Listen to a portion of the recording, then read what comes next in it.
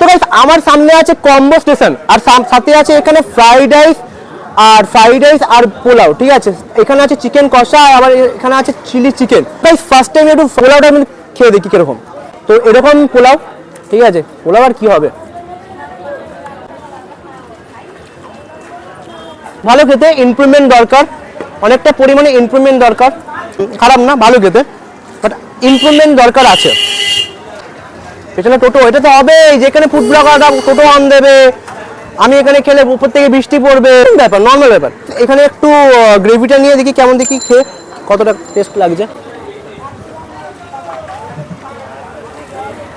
কি চিকেন কষা, চিকেন কষাটা না দারুণ টেস্ট, মানে সেরকম খেতে। আমার পোলাওয়ের থেকে আমার চিকেনের যে পিসটা আছে বা চিকেনের যে টেস্ট আছে খুব ভালো লেগেছে। এরকম সাইজের একটুখানি, মানে আমি অল্প করে নিয়েছি চিকেন।